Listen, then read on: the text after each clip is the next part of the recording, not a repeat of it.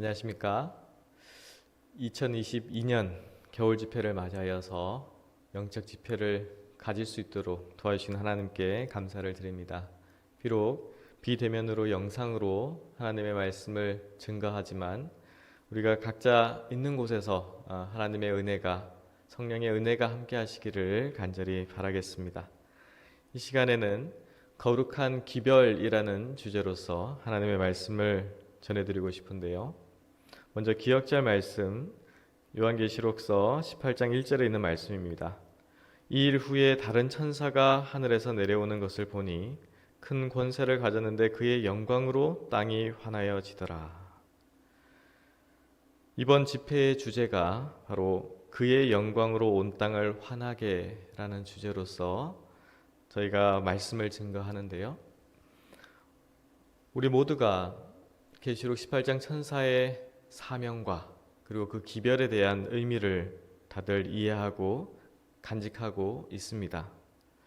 이 기쁜 소식을 전하는 그 의무가 얼마나 큰가라는 것을 우리가 기억할 수가 있을 것 같습니다. 성경에서도 이 기별에 대한 의미를 우리에게 전해주고 있는데요. 잠언서 15장 30절 말씀에 보면 눈에 밝은 것은 마음을 기쁘게 하고 좋은 기별은 뼈를 윤택하게 하느니라. 잠언 25장 25절에 있는 말씀입니다. 먼 땅에서 오는 좋은 기별은 목마른 사람에게 냉수 같으니라. 이 마지막 시대에 하나님께서 기별자들을 통해서 주시는 이 마지막 기별도 또한 하나님을 사모하고 예수 그리스도의 재림을 사모하는 그리스도인들에게는 이 참으로 기쁨을 주는 기별의 말씀이 될 것입니다.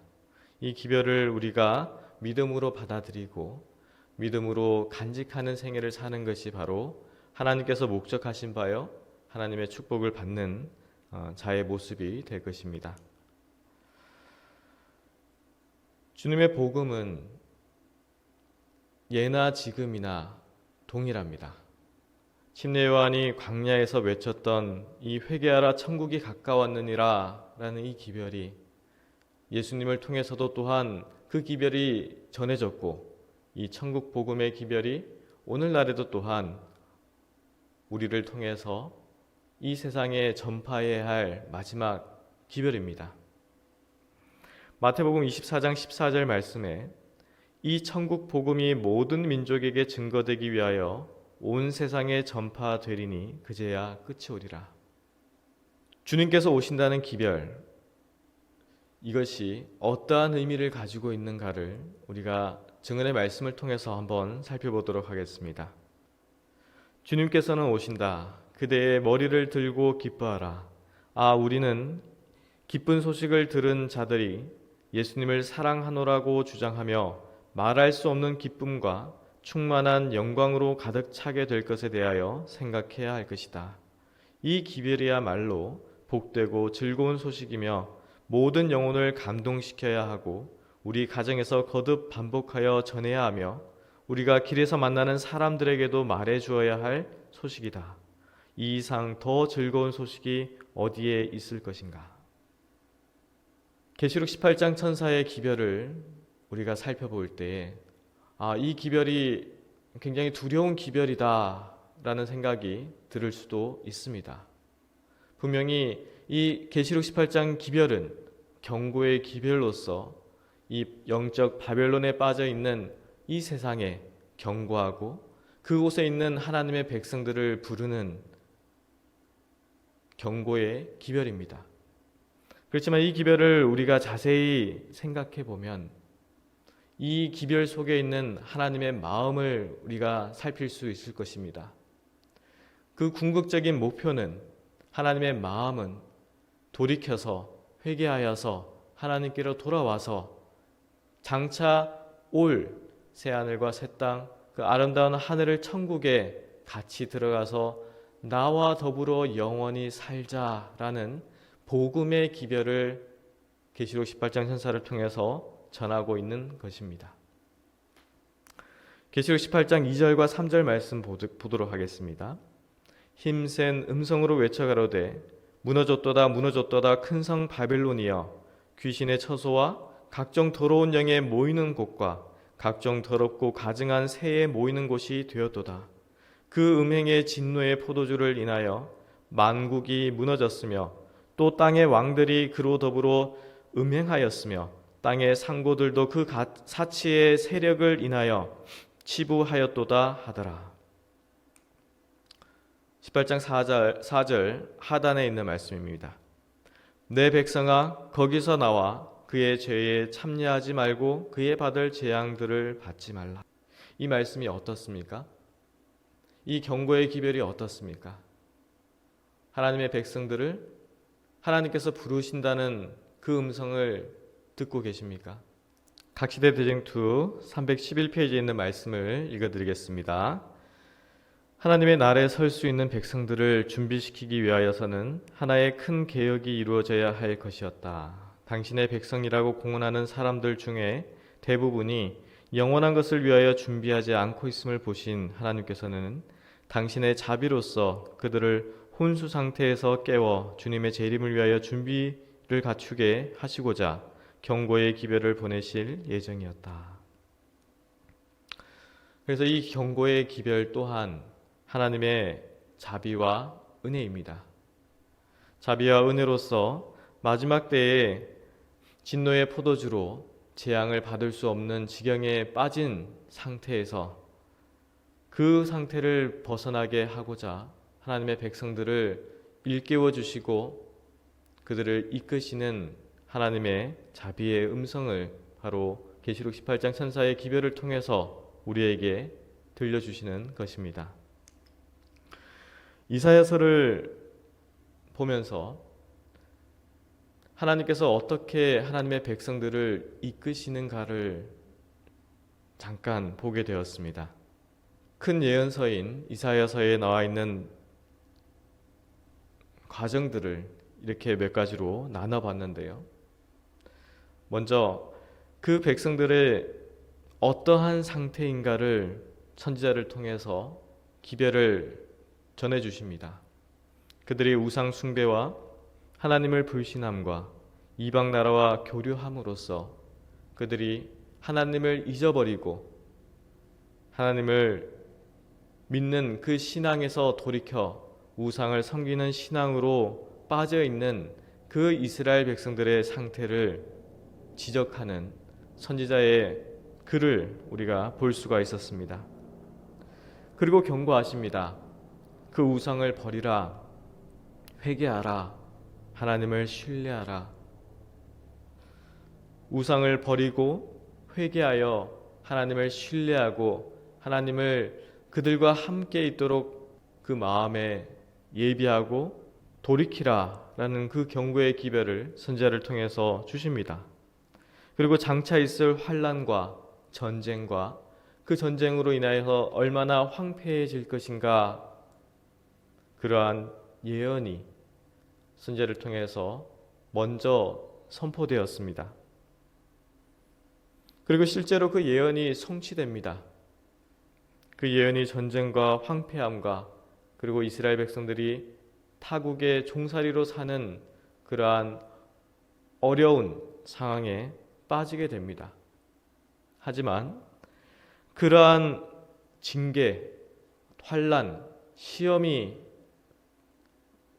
닥친다 할지라도 온다 할지라도 그 가운데서 여전히 하나님을 신실히 믿는 남은 무리의 구원에 대한 그 회복 사업에 대한 기별 또한 이 이사야서를 통해서 볼 수가 있었습니다. 이 마지막 때의 모습도 같은 과정을 겪고 있다라고 생각을 합니다. 계시록 18장 천사의 기별 또한 경고의 기별이요 또한 자비의 기별로서 은혜의 기별로서 하나님의 백성을 부르는 기별로서 우리에게 주시고 있는 거룩한 기별이다 라고 생각을 합니다. 하나님의 목적은 파멸이나 그들에게 징계를 줘서 그들이 좌절하도록 하는 그러한 마음이 아님을 우리는 잘 압니다. 데살로니가전서 5장 9절 킹제임스 번역에 보면 이는 하나님께서 우리가 진노를 받도록 정해 놓으신 것이 아니라 우리 주 예수 그리스도를 통하여 구원을 받게 하셨기 때문이라. 이것이 바로 예수님의 마음입니다. 이것이 바로 우리가 믿는 구주의 마음입니다. 그들이 죄에 허덕여서 죄에 빠져서 파멸되기를 원하시는 그러한 마음이 아니라 그들의 그 죄로부터 돌이켜서 하나님께로 돌아와서 구원받기를 바라는 그 마음이 바로 예수 그리스도의 마음입니다. 예수님의 이름의 의미가 무엇입니까? 마태복음 1장 21절입니다. 아들을 낳으리니 이름을 예수라 하라. 이는 그가 자기 백성을 저희 죄에서 구원할 자이심이라 하니라. 구원하실 자, 그 백성들을 죄에서 구원하실 자, 그분이 바로 우리가 믿는 예수님입니다. 정은의 말씀에 이렇게 기록을 합니다. 사람을 하나님의 율법의 원칙과 일치되게 해줌으로 하나님과 사람을 화목하게 해주는 것이 회개와 성화의 사업이다. 태초에 사람은 하나님의 형상대로 창조되었다. 사람은 하나님의 율법과 본성에 완전히 조화를 이루었다. 의의 원칙이 그의 마음에 새겨져 있었다. 그러나 죄가 창조주와 사람을 분리시켰다. 그는 더 이상 하나님의 형상을 반사할 수 없게 되었다. 그의 마음은 하나님의 율법의 원칙과 반대되었다. 육신의 생각은 하나님과 원수가 되나니 이는 하나님의 법에 굴복치 아니할 뿐 아니라 할 수도 없음이라. 그러나 하나님이 세상을 이처럼 사랑하사 독생자를 주심으로 사람이 하나님과 화목할 수 있게 되었다. 사람은 그리스도의 공로를 통하여 창조주와의 조화를 회복할 수 있게 되었다. 사람의 마음은 하나님의 은혜로 새로워져야 하고 위로부터 새 생명을 받아야 한다. 하나님과 조화를 이룰 수 없게 만드는 것, 우리가 하나님과 가까이 갈 수 없도록 하는 것, 그것이 죄입니다. 그 죄를 벗어나서 하나님과 다시 조화를 이루고 하나님과 함께 생애하는 삶, 그것을 예수님께서는 바라시는 것입니다. 데살로니가전서 5장 10절 말씀입니다. 예수께서 우리를 위하여 죽으사 우리로 하여금 깨든지 자든지 자기와 함께 살게 하려 하셨느니라. 우리가 인지를 하든 인지를 하지 못하든 항상 우리와 함께 그분의 죽으심을 통하여 우리에게는 소망과 희망을 주시고 우리에게 언제든지 다시 하나님께로 돌아올 수 있도록 그러한 기회와 특권을 주시는 하나님의 은혜에 감사하시기를 바라겠습니다. 요한복음 10장 9절 말씀입니다. 내가 문이니 누구든지 나로 말미암아 들어가면 구원을 얻고 또는 들어가며 나오며 꼴을 얻으리라. 오직 그리스도를 통하여 구원은 이루어짐을 우리는 항시 잊지 말아야 할 것입니다. 이러한 믿음은 바로 하나님께서 주시는 선물이요 우리 마음 가운데 간직해야 할 귀중한 은혜입니다. 모든 것 위에 믿음의 방패를 가지고 이 믿음의 방패를 우리가 항시 가지고 있을 때에는 어떠한 사단의 영이 우리를 공격한다 할지라도 결코 우리의 생명을 건드리지 못하는 그 견고한 믿음의 방패를 우리는 간직하게 될 것입니다. 이 믿음으로 말미암아 의인은 살 수 있는 것입니다. 말씀에도 기록되어 있듯이 로마서 1장 17절의 말씀처럼 복음에는 하나님의 의가 나타나서 믿음에 이르게 하나니 기록된 바 오직 의인은 믿음으로 말미암아 살리라 함과 같으니라. 오직 의인은 믿음으로 말미암아 살리라. 믿음으로 믿음에 이르게 하나니 우리가 복음을 받아들일 때 우리의 마음 가운데서 하나님께서 주시는 그 믿음이 믿음에 믿음을 더하고 은혜에 은혜를 더하고 말씀에 말씀을 더하여서 우리가 주님 오실 때까지 이 믿음의 손을 굳게 붙드는 경험, 그 경험을 위해서 이 마지막 때의 마지막 기별을 우리에게도 주시는 것입니다. 마가복음 4장에 네 가지 상태의 마음의 밭에 대한 비유를 예수님께서 말씀을 해주셨습니다. 저는 이 말씀을 보면서 하나님의 말씀의 씨가 우리의 마음에 뿌려질 때 이 마음이 어떠한 상태인가에 따라서 이 말씀의 능력이 30배, 60배, 100배까지 이렇게 결실을 베풀 수가 있구나 라는 생각을 가지게 되었습니다. 마가복음 4장 3절 4절 있는 말씀입니다. 들으라, 씨를 뿌리는 자가 뿌리러 나가서 뿌릴새 더러는 길가에 떨어짐에 새들이 와서 먹어버렸고. 길가에 뿌려진 씨는 새들이 와서 먹어버렸다라는 말씀을 주시고, 이 말씀이 영적으로 어떤 의미를 가지고 있는가? 마가복음 4장 14절 15절에 있는 말씀입니다. 뿌리는 자는 말씀을 뿌리는 것이라. 말씀이 길가에 뿌리웠다는 것은 이들이니 곧 말씀을 들었을 때에 사단이 즉시 와서 저희에게 뿌리운 말씀을 빼앗는 것이요. 돌밭에 뿌려진 씨는 어떻습니까? 마가복음 4장 5절 6절에 있는 말씀입니다. 더러는 흙이 얕은 돌밭에 떨어짐에 흙이 깊지 아니하므로 곧 싹이 나오나 해가 돋은 후에 타져서 뿌리가 없으므로 말랐고. 마가복음 4장 16절 17절 말씀입니다. 또 이와 같이 돌밭에 뿌리었다는 것은 이들이니 곧 말씀을 들을 때에 즉시 기쁨으로 받으나 그 속에 뿌리가 없어 잠깐 견디다가 말씀을 인하여 환난이나 핍박이 일어나는 때에는 곧 넘어지는 자요. 자, 세 번째 마음의 밭이 어떠한 상태였습니까? 마가복음 4장 7절입니다. 더러는 가시떨기에 떨어짐에 가시가 자라 기운을 막음으로 결실치 못하였고. 마가복음 4장 18절 19절입니다. 또 어떤 이는 가시떨기에 뿌리우는 자니 이들은 말씀을 듣되 세상의 염려와 재리의 유혹과 기타 욕심이 들어와 말씀을 막아 결실치 못하게 되는 자요. 자, 네 번째 마음의 밭입니다. 마가복음 4장 8절 9절에 있는 말씀입니다. 더러는 좋은 땅에 떨어짐에 자라 무성하여 결실하였으니 30배와 60배와 100배가 되었느니라 하시고, 또 이르시되 들을 귀 있는 자는 들으라 하시니라. 마가복음 4장 20절입니다.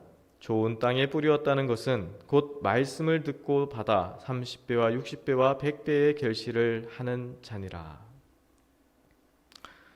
이 네 가지 마음밭을 보면서 예전에는 그런 생각을 했습니다.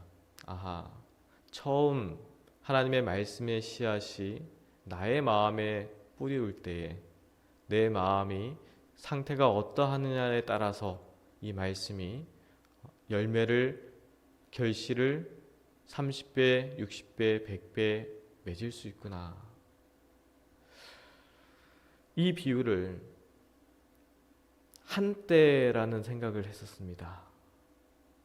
한때 처음 복음을 들었을 때, 처음 하나님의 말씀을 내 마음 가운데 간직할 때 내 마음의 밭이 어떠한 상태였던가.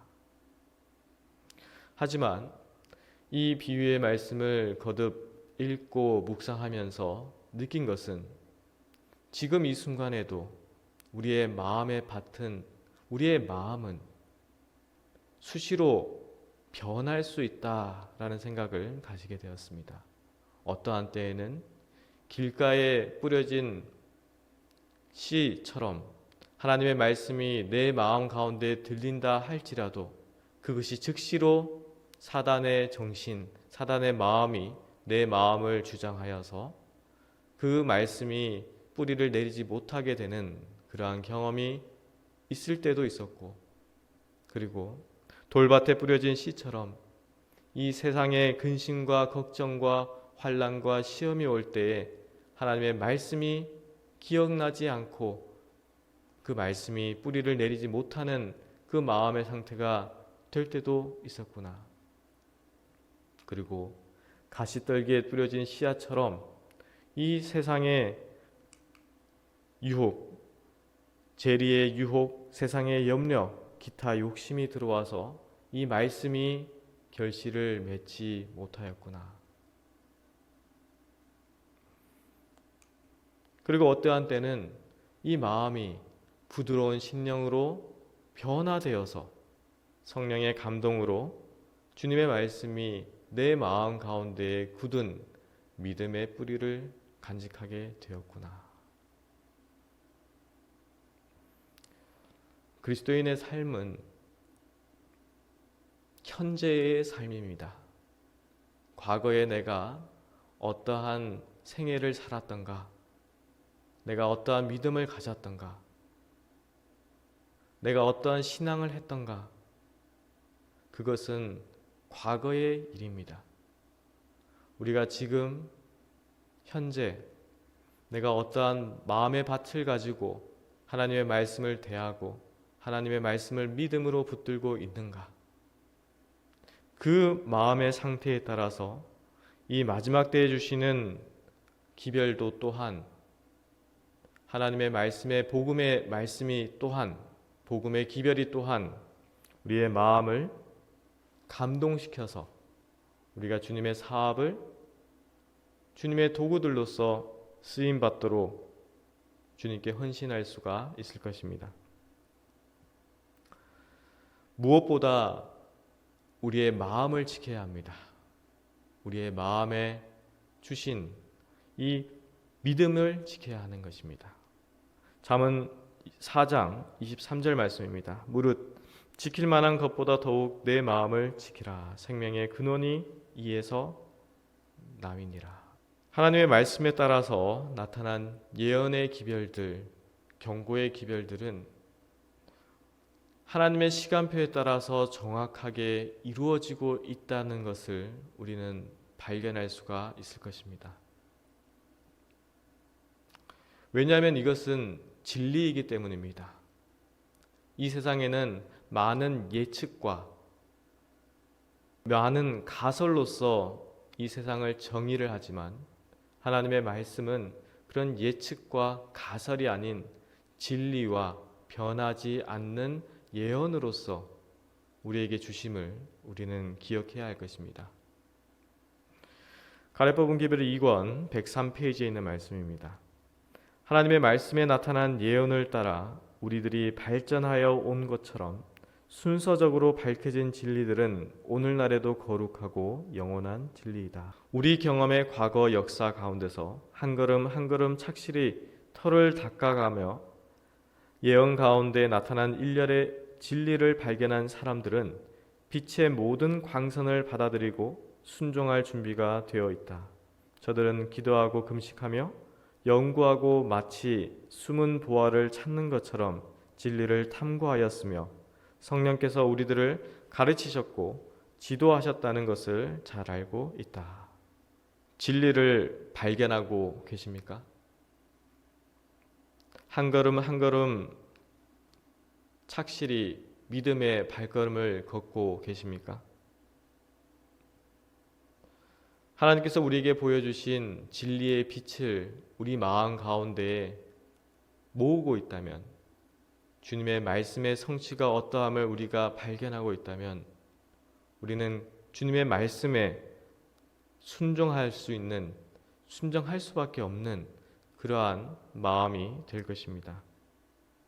더욱 진리를 찾고자 하는 그러한 열망에 우리의 마음이 하나님께로 향하게 될 것입니다.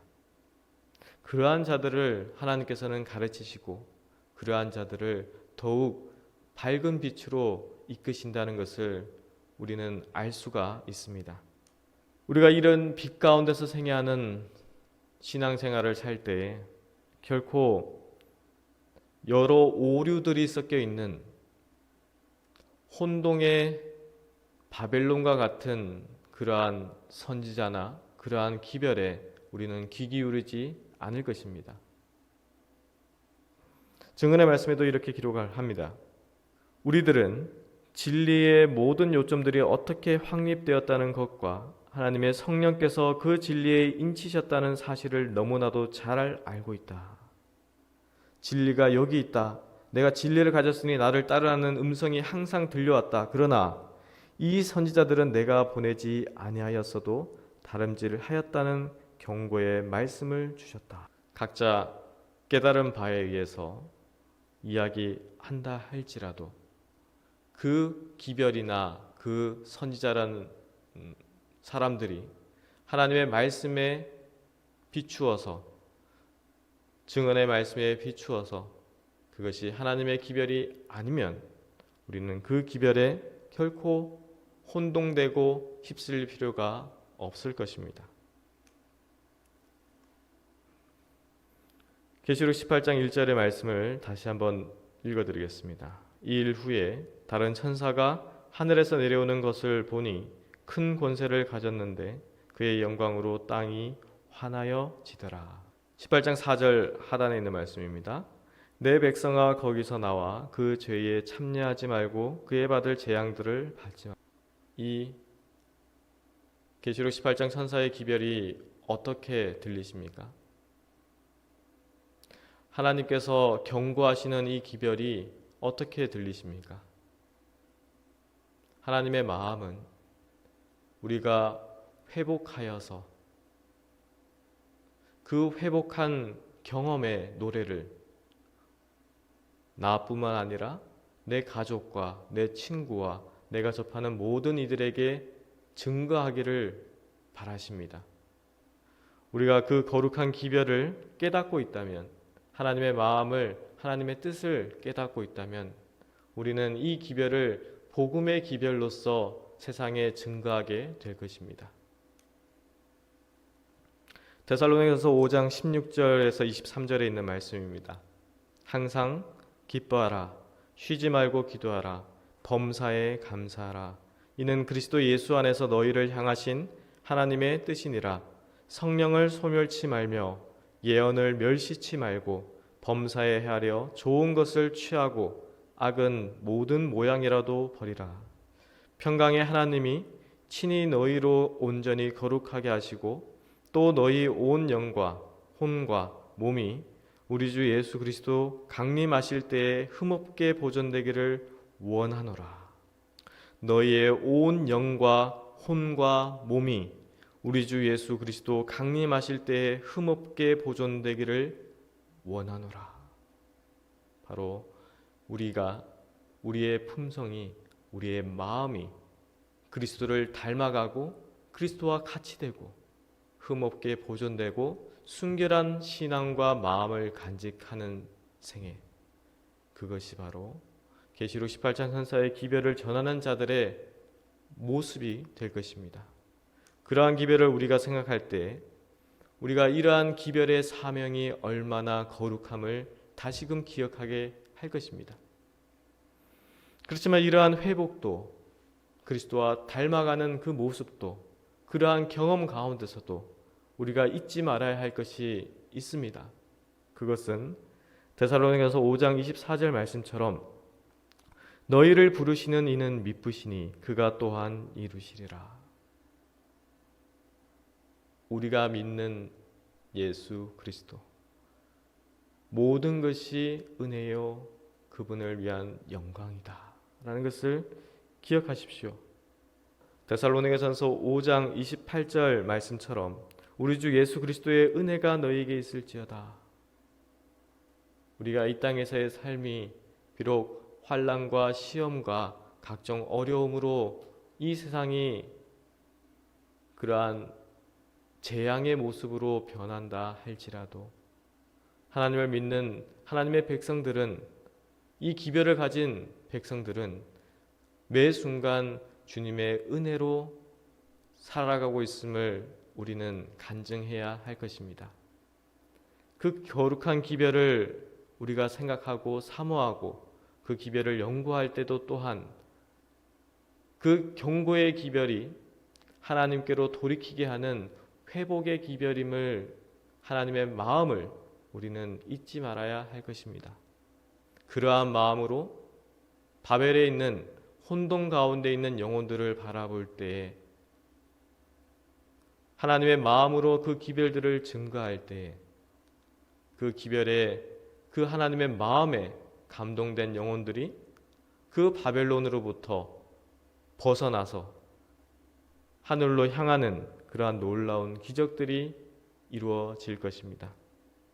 아무쪼록 2022년에는 우리의 마음을 새롭게 하시고 우리의 목표를 새롭게 하시고 또 우리가 항상 이 믿음의 생애가 무엇인가를 깊이 묵상하고 명상하는 가운데서 하나님의 은혜가 충만히 임하여서 우리의 생각과 우리의 말과 우리의 모든 생애가 그리스도와 항상 함께하는 생애의 증거가 되는 그러한 놀라운 기별의 역사가 이루어지는 그러한 생애가 되시기를 간절히 바라면서 이 시간 말씀을 마치도록 하겠습니다. 감사합니다.